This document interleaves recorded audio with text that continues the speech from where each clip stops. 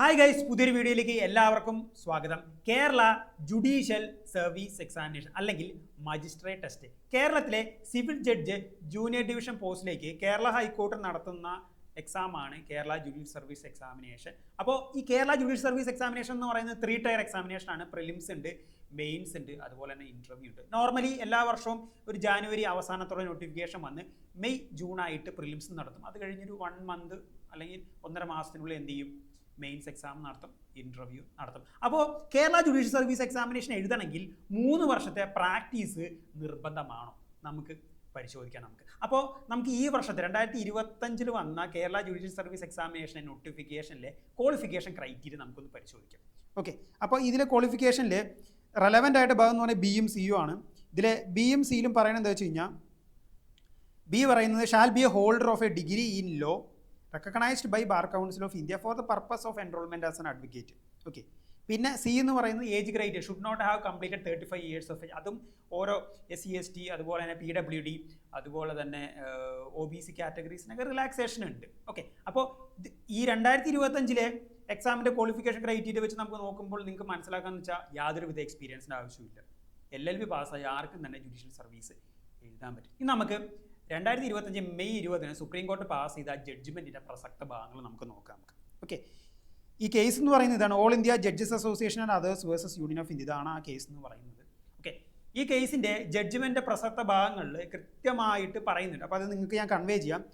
All high courts and state governments in the country shall amend the relevant service rules to the effect that candidates desirous of appearing in the examination for the post of civil judge junior division must have practiced for a minimum period of 3 years. ജഡ്ജ്മെന്റിൽ കൃത്യമായിട്ട് പറയുന്നുണ്ട് 3 വർഷത്തെ minimum practice, minimum advocacy practice experience ഉണ്ടെങ്കിൽ മാത്രമാണ് Kerala judicial service examination എഴുതാൻ പറ്റുള്ളൂ. ഇനിയും നിങ്ങൾക്കൊരു doubt ഉണ്ടാവും, എന്നു മുതലാണ് ഈ ഒരു പ്രാക്ടീസ് കാൽക്കുലേറ്റ് ചെയ്യുന്നത്?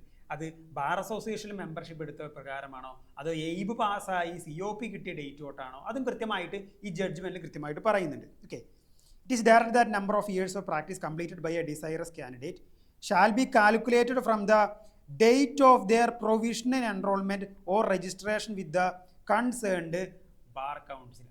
ഒരു കൺസേൺഡ് ബാർ കൗൺസിൽ രജിസ്റ്റർ ചെയ്ത് ആ എൻറോൾമെൻറ്റ് ഡേറ്റ് വെച്ചിട്ടാണ് നമ്മുടെ പ്രാക്ടീസ് അളക്കുന്നത്. അല്ലെങ്കിൽ ബാർ അസോസിയേഷൻ മെമ്പർഷിപ്പ് പ്രകാരമല്ല, അല്ലെങ്കിൽ COP കിട്ടിയ പ്രകാരം, എയ്ബ് പാസ് പ്രകാരമല്ല, നമ്മുടെ എൻറോൾമെൻറ്റ് ഡേറ്റ് പ്രകാരം വെച്ചിട്ടായിരിക്കും എന്ത് ചെയ്യുക, പ്രാക്ടീസ് കാൽക്കുലേറ്റ് ചെയ്യുന്നത്. അപ്പോൾ ഈ 2025 ഈ ജഡ്ജ്മെൻറ്റ് വന്ന സമയത്ത് Kerala judicial service examination notification already വന്ന് അതിൻ്റെ ആപ്ലിക്കേഷനും കംപ്ലീറ്റ് ചെയ്തിട്ടുണ്ട്. അപ്പോൾ അതുകൊണ്ട് തന്നെ ഈ വർഷം 2025 എക്സ്പീരിയൻസിൻ്റെ ആ 3 ഇയർ മാൻഡേറ്റ് ഇല്ലാതെ എന്ത് ചെയ്യുക, എല്ലാവർക്കും ജുഡീഷ്യൽ സർവീസ് എക്സാമിനേഷൻ എഴുതാൻ പറ്റി.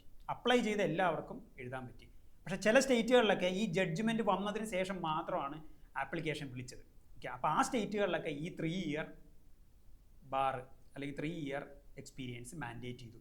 അടുത്ത വർഷം മുതൽ 26 മുതൽ കേരളത്തിലെ Kerala judicial service examination 3 year practice പ്രകാരമായിരിക്കും നടക്കുന്നുണ്ടാവും. ഓക്കെ, അപ്പോൾ അതിൻ്റെ 26 നോട്ടിഫിക്കേഷൻ വരുമ്പോൾ അതിൻ്റെ ഫർദർ ആയിട്ടുള്ള കാര്യങ്ങളൊക്കെ ഉണ്ട്. പിന്നെ അതുപോലെ തന്നെ ഇപ്പോൾ സുപ്രീം കോടതിയിൽ അതിന് ഇതിനെ സംബന്ധിച്ച് റിവിഷൻ പോയിട്ടുണ്ട്. അപ്പോൾ നമുക്ക് അതൊക്കെ ഉറ്റുനോക്കാം നമുക്ക്. അപ്പോൾ ഇത്രയും കാര്യങ്ങളാണ് പ്രധാനമായിട്ടും ഈ വീഡിയോയിലൂടെ നമ്മൾ പ്രധാനമായിട്ട് എൻക്ലോസ് ചെയ്യുന്നത്. അപ്പോൾ ഞാൻ ഇതിന് മുന്നേ കേരള ജുഡീഷ്യൽ സർവീസ് എക്സാമിനേഷനെ പറ്റി എങ്ങനെ പ്രിപ്പയർ ചെയ്യണം, അതുപോലെ തന്നെ അതിൻ്റെ സിലബസും കാര്യങ്ങളെ പറ്റിയൊക്കെ വീഡിയോസ് ചെയ്ത് ഇനിയും വീഡിയോസും കാര്യങ്ങളൊക്കെ വരുന്നുണ്ട്. അപ്പോൾ ചാനൽ സബ്സ്ക്രൈബ് ചെയ്തവർ ഡെഫിനറ്റ്ലി സബ്സ്ക്രൈബ് ചെയ്യുക, ലൈക്ക് ചെയ്യുക, കമൻറ്റ് ചെയ്യുക, നിങ്ങളുടെ ഫ്രണ്ട്സിനൊക്കെ അയച്ചു കൊടുക്കുക.